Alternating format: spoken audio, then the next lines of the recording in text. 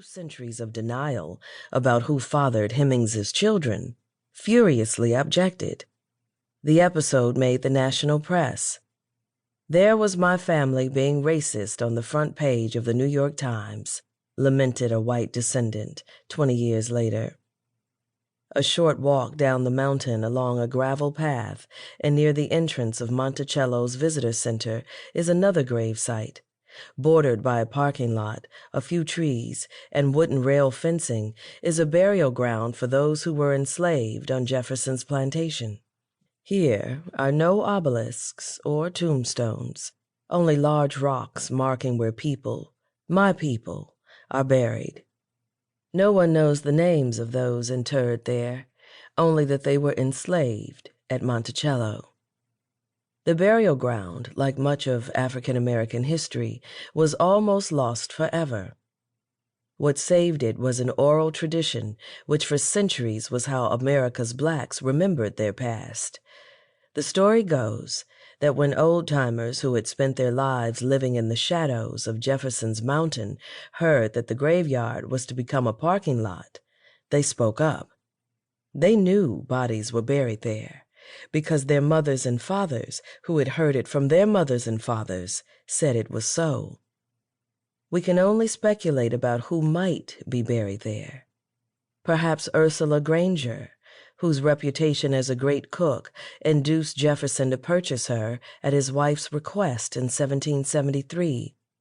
It was Ursula's breast milk that saved the life of the couple's sickly 6-month-old daughter, named Martha after her mother, when her ailing mother was unable to nurse her.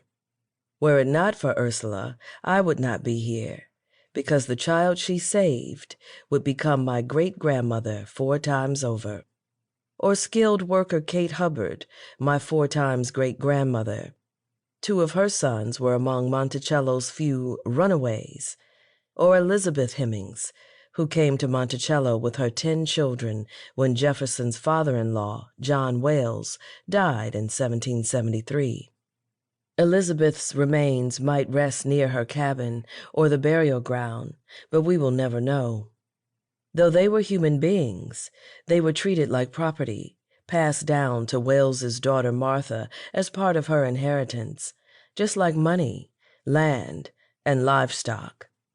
However, the Hemings clan was linked to Martha by an unacknowledged kinship. Wales was the father of 6 of Elizabeth Hemings's children, including the infant girl Sally. They were Martha's half-siblings, and in a different world, they would have been considered Jefferson's in-laws.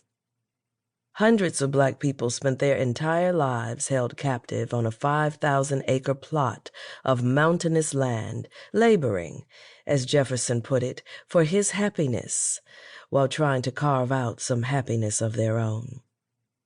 Aside from an inconspicuous panel describing whose remains may be inside the fencing of the enslaved graveyard, there is little to indicate that this space is hallowed ground.